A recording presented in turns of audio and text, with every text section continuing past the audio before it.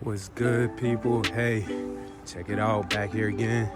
Your guy, Markeith Price, your Paralympian, Bayou Growth Advisor, investor, mentor, motivator, all of that good stuff. Anyway, check it out, man. I'm having a good day today. I hope everyone's doing well today. So, let's get into it. Oh, first of all, got this hoodie. It's called Comfrt. You guys click that link in the bio, in the message, go to my link tree, in the comment box. You click that link, you go order you a hoodie.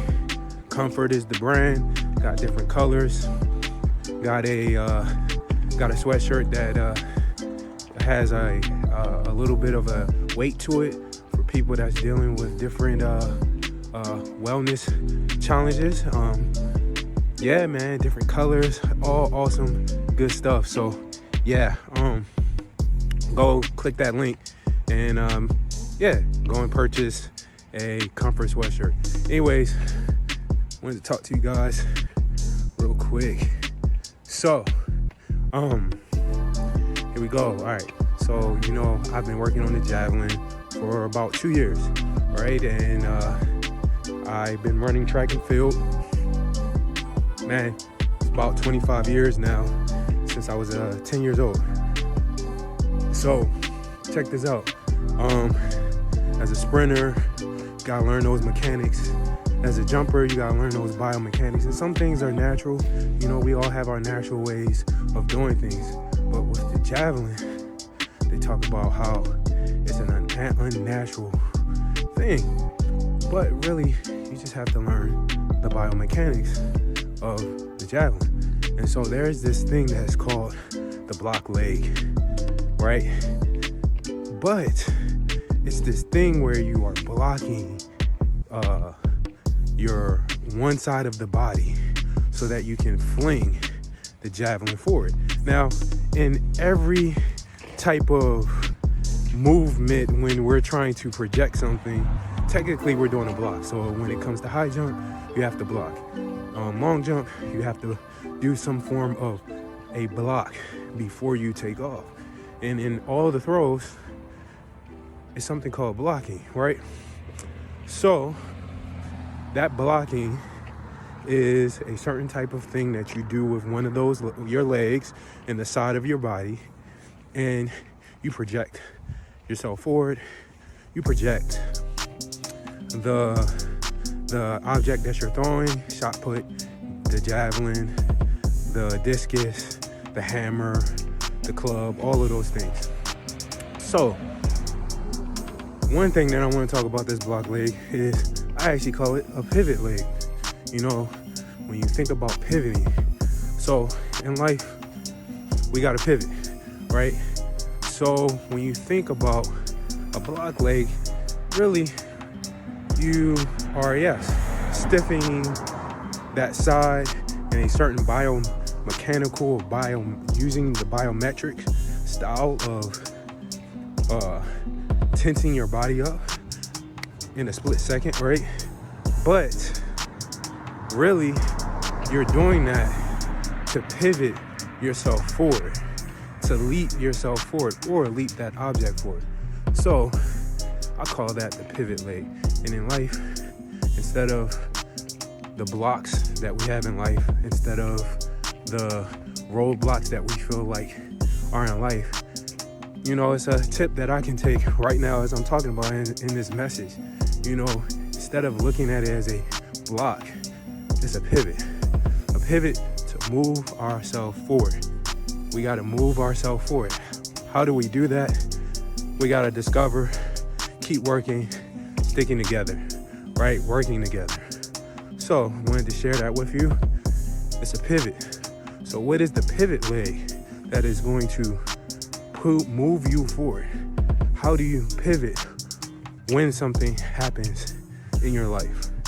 Hey, if you guys are getting some value out of this, if you guys are getting some growth, hey, make sure you like, repost, send it to somebody for me. And I hope that I can keep contributing value to you all. So the next thing I was thinking about on my check-ins, my walks, I was talking yesterday about quantitative and qualitative data, information, how we do things, right, in life. And then how do we actually show that qualitative and quantitative data? And why does it matter, right? Why does qualitative and quantitative data, why when you're showing your qualitative and quantitative things of maybe like I think I made an example of the insight that you're showing a company that you can give them value, a sponsorship that you're looking for, a partnership. And I used the example of social media, right? How can you actually show that qualitative data?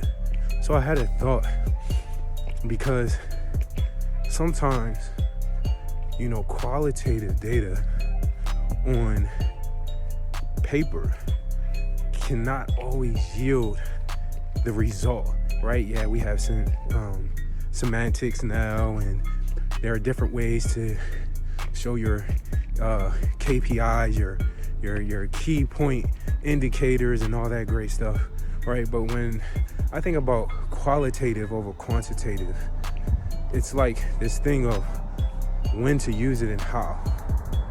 So when it comes to training and